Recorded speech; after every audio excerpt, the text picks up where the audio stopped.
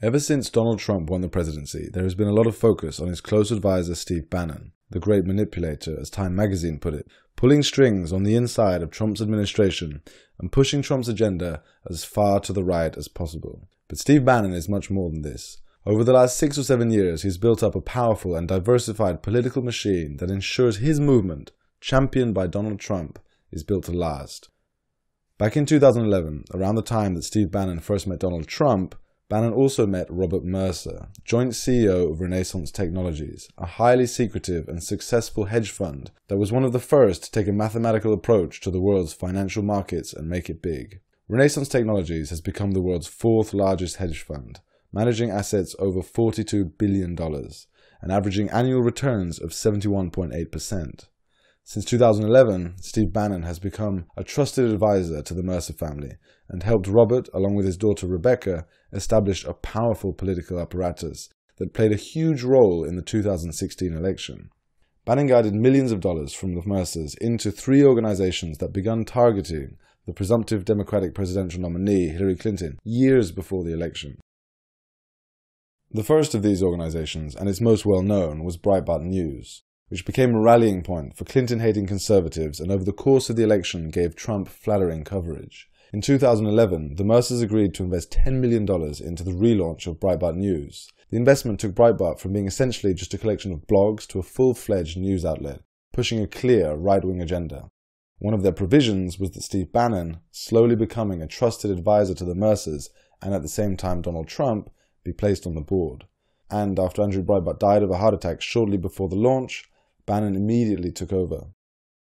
Following their first meeting in 2011, Bannon regularly had Breitbart articles printed out and passed on to Trump by his staff.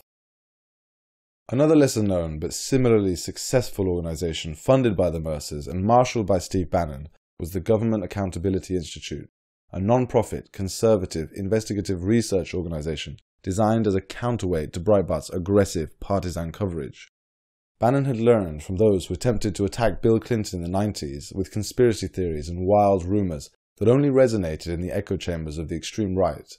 As Bannon himself put it, referring to those fighting the Clintons in the 90s, they couldn't take down Bill because they didn't do that much real reporting.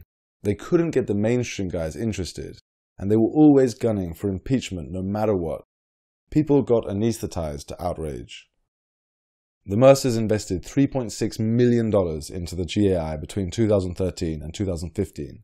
Under Steve Bannon, the GAI recruited Peter Schweitzer, an established journalist with a record of going after corruption in Washington, to head the organization. The GAI began monitoring the Clinton Foundation's international operations, their financial records, and combing the deep web for unreported stories and information in other languages on the Clinton Foundation's activities all around the world.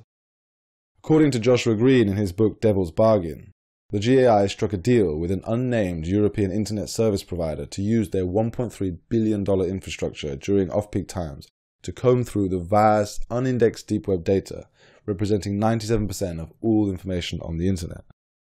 The idea was that mainstream news outlets would happily draw on GAI findings without worrying about appearing to use an overly biased source like Breitbart. Winton Hall, a celebrity ghostwriter and strategist at GAI, made a revealing quote about the tactics the organization planned to use: anchor left, pivot right, meaning they could best reach a large audience by releasing stories to major news organizations and then drive the narrative to the right after the fact. Hall continues, "We work very long and hard to build a narrative, storyboarding it out months in advance. We're not going public until we have something so tantalizing that any editor at a serious publication would be an idiot to pass it up." And in 2015, before Donald Trump and Bernie Sanders had even announced their candidacies, GAI had its first major success in sullying Clinton's image. Under the supervision of Bannon and a steady flow of investment from the Mercers, Schweitzer published Clinton Cash, a comprehensive catalogue of the Clinton Foundation's international donors and financial dealings. The book uncovered several instances of the Clinton Foundation taking money from foreign corporations and governments and connected them to policies Hillary Clinton pursued as a senator and then eventually as Secretary of State. Bannon achieved his stated aim when the New York Times published a front-page story based on the book's findings.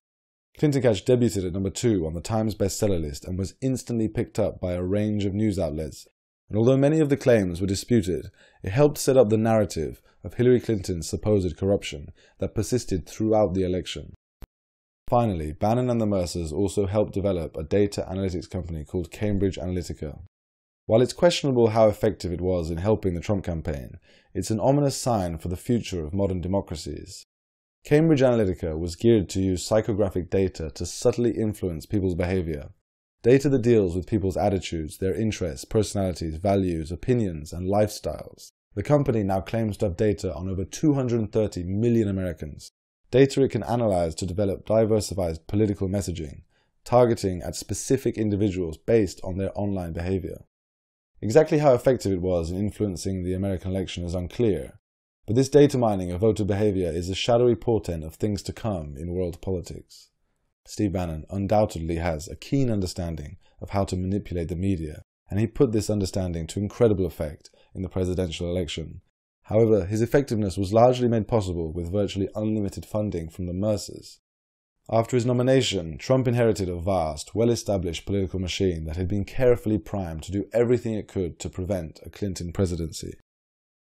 There is no doubt that Bannon, with the continued aid of the Mercers, has long-term and ambitious plans for pushing his agenda. Plans that will no doubt resemble the apparatus used to help Donald Trump win the election. After Bannon exited the White House, Politico reported that Bannon left Washington for Long Island, New York, where he spent 5 days meeting with the billionaire, Robert Mercer. Together, they are planning to fund a range of campaigns against incumbent GOP lawmakers. Whether they are successful or not, this sends a clear message to those in the Republican Party who would not follow Trump's agenda.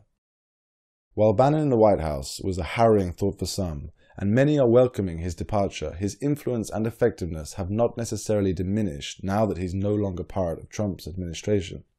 On the contrary, Bannon is back in his element.